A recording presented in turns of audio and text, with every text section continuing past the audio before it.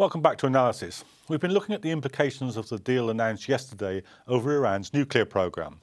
You can see the main points on screen now. These include stopping the enrichment of uranium beyond 5% and giving greater access to nuclear inspectors. In return, Iran will receive sanctions relief worth about £4.3 billion. So let's turn to the issue of Iran's profile in the Middle East. Will Tehran be strengthened in its dealing with its neighbours? And will the deal stick? Yasmine, first of all, do you think this deal will stick? It might stick. There are a lot of opponents against it. There is the Republican right-wing forces in the United States, the Israeli government, the Saudis, most of the Gulf countries, as you said. Inside Iran, it isn't the ideal deal. The supreme leader has accepted it, but with some reservations. He will see whether it will succeed or not, and he might stop it at any time if it's not in his interest. There are many dangers ahead, so it is extremely difficult to predict. It came about because of the pressure of the Iranian people. However, as I said before, these sanctions were affecting the Iranian people. I think it's terrible that the superpower leader, Obama, is saying that we imposed these sanctions and we forced the Iranian people to change their attitude towards the nuclear negotiations, mainly because the implication of this is a form of regime change. And it's very bad for not just Iran, for the Middle East. It means if you disobey the imperialist powers, then that's what will happen to you. The current sanctions will stay. The current sanctions on finance and oil, the two main crippling factors against any economic recovery in Iran, will remain. And so we will have to see how it works. I am not saying it will fail, but there are many obstacles against it. Nebal, how do you see the connection between this and the peace process in Syria? The announcement that the opposition will take part in Geneva 2 came within 24 hours of this deal. Is there a close connection?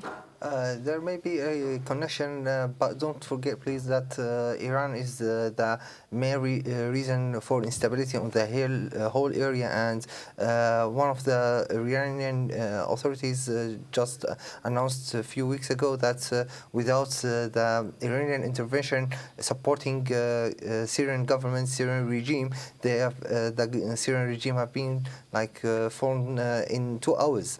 So yeah, maybe Iran is using the Syrian crisis to get as many political advantages as they can. But Syrian people, don't forget, please, again, I would like to remind you about the announcement of the SOC that they will attend Geneva negotiations, but with one condition, one key point is just Assad's regime leaving the country or stepping down. So this is the main thing of Geneva conference to take place. Another thing, Iran is very much involved in killing Syrian civilians, in slaughtering them with Hezbollah as well, which is supported by Iran.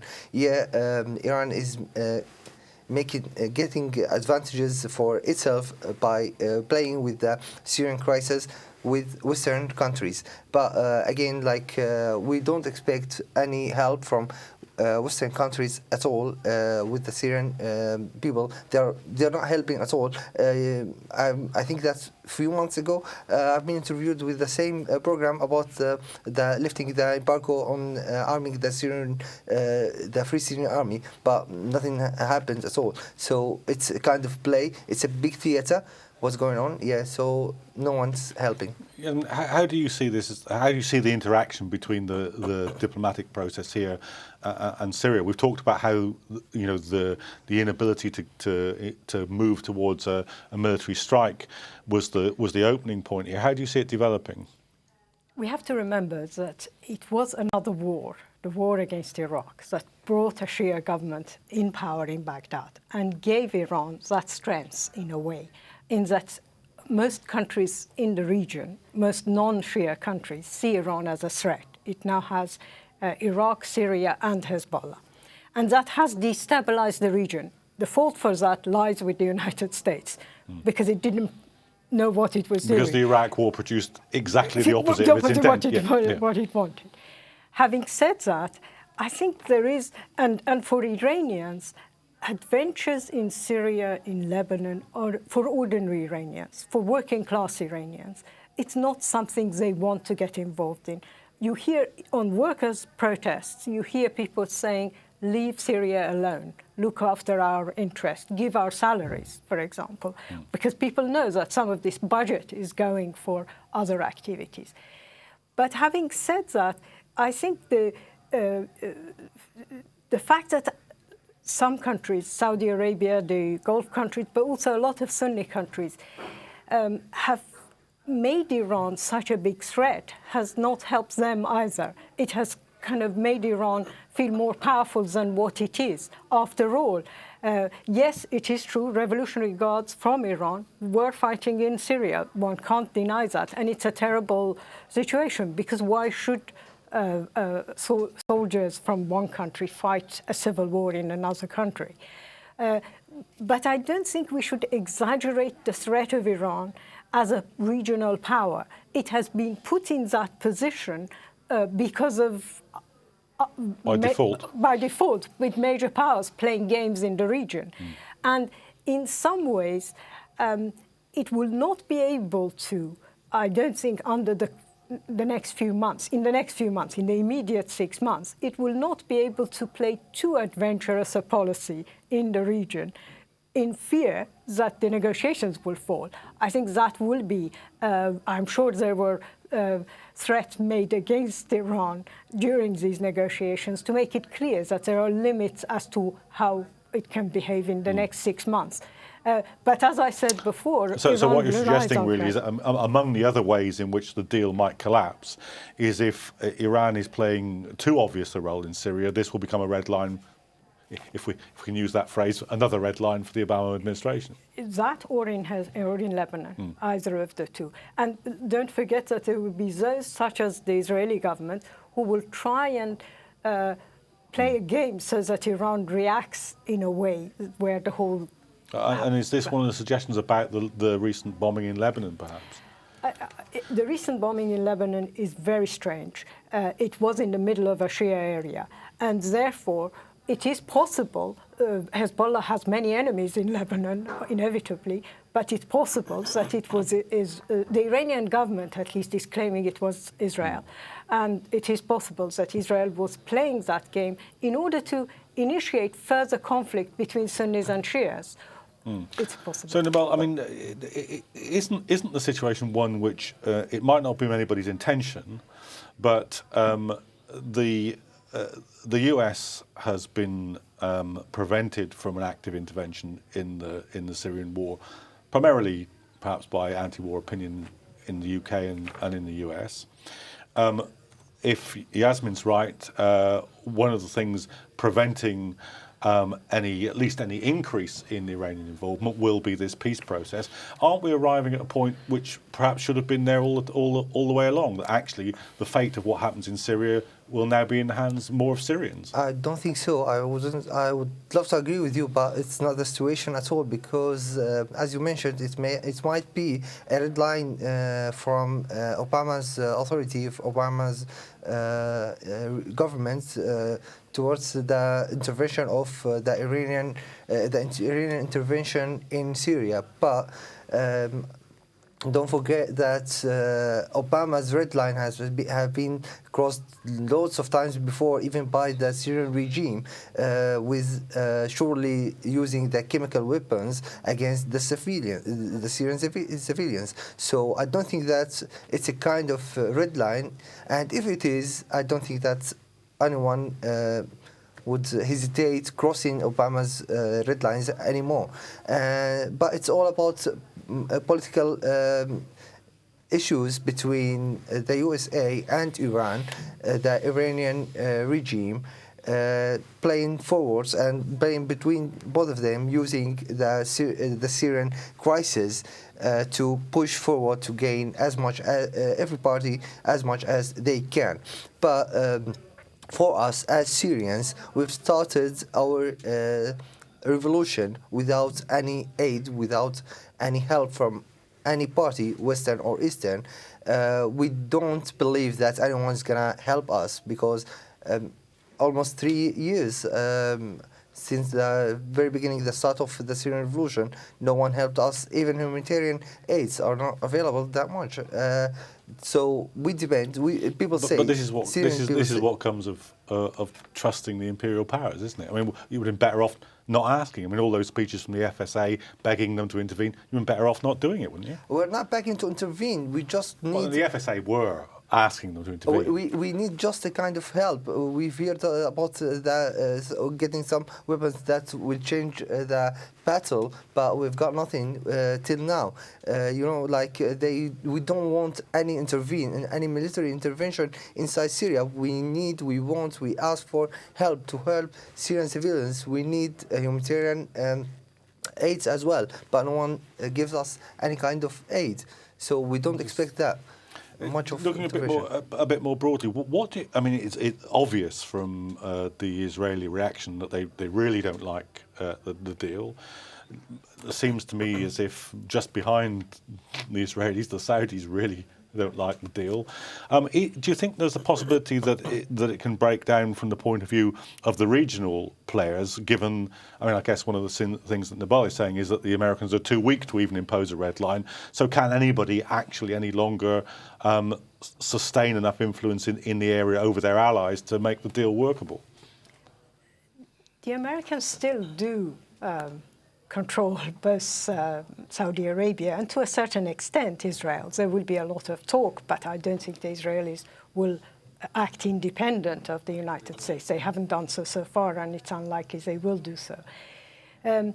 But there will be a lot of pressure on Iran not to behave anywhere or to do anything that will jeopardize the current negotiations.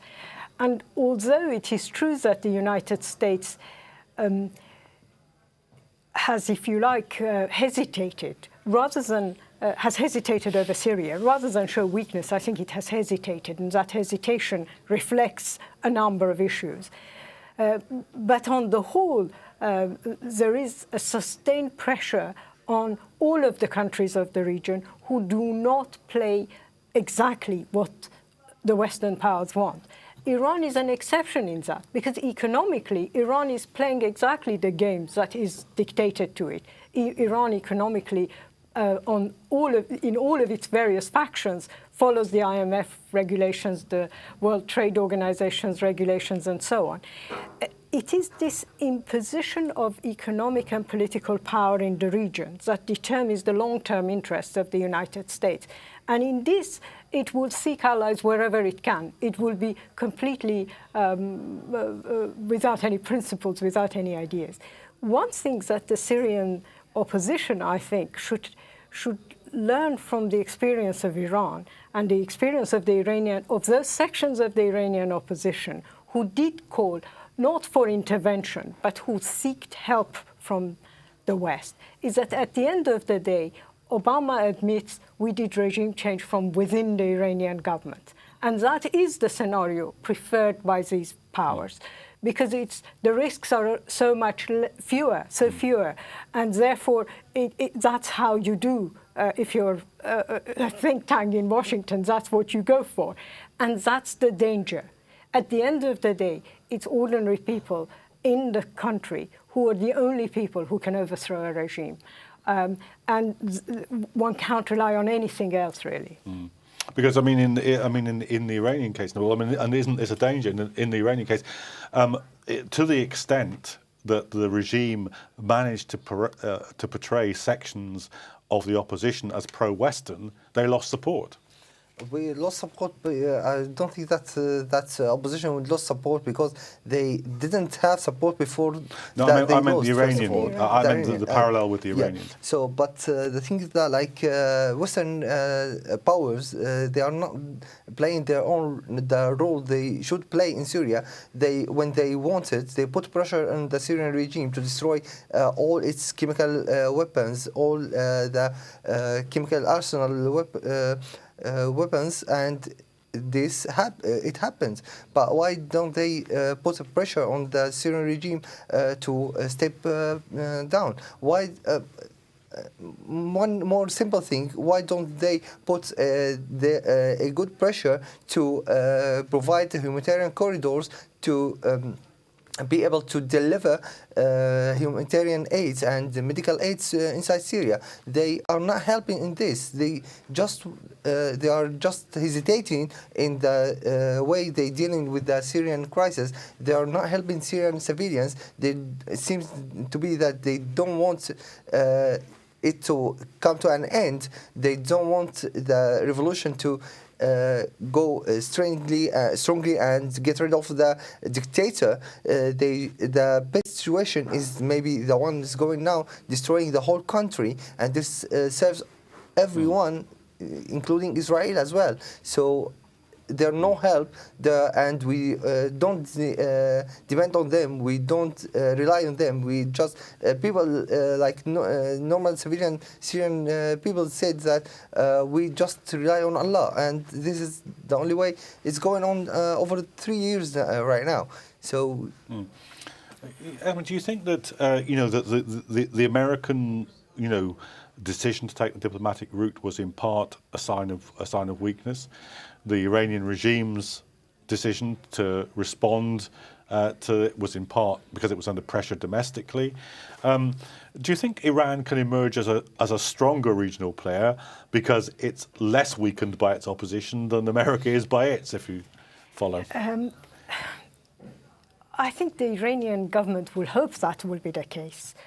But remember that within the government itself, in the various factions of the regimes, there will be opposition to this deal and opposition to this negotiation. Kayhan newspaper is already out saying this is not a deal. And that's one of the hardline papers. One of the hardline papers. I think the economic infrastructure of Iran is so weakened, the economy is in such a terrible state, that unless tankers can come and actually sell oil for Iran, take oil out of Iran, where Iran can sell oil, it will have far too many internal problems to become anything more than what it is now. It will send the odd group of revolutionary guards here and there. It will send financial help to the Syrian regime, to Hezbollah, but it will not be in a position to become a regional power. What is interesting is that it will now try and stop, because it sees the weakness of the government is seen by people as a U-turn. And so it will try and put pressure on protests inside Iran. There is already signs of that. And because of that, it will depend how there is a reaction to it. If there is strong opposition to the kind of repression we saw the last 2 weeks, then I think the Iranian government will be weakened by the current, because any strong U-turn, like it has done, does show some weakness. I mean, Nebal, that has a sort of impact for the argument that you were putting, because you were saying, look, nobody's going to take an Obama red line seriously, so the Iranians are going to carry on. But if Yasmine's right and the Iranian regime lacks the internal strength for that kind of thing, well, all right, it might not be an Obama red line that stops them, it might be their own difficulties.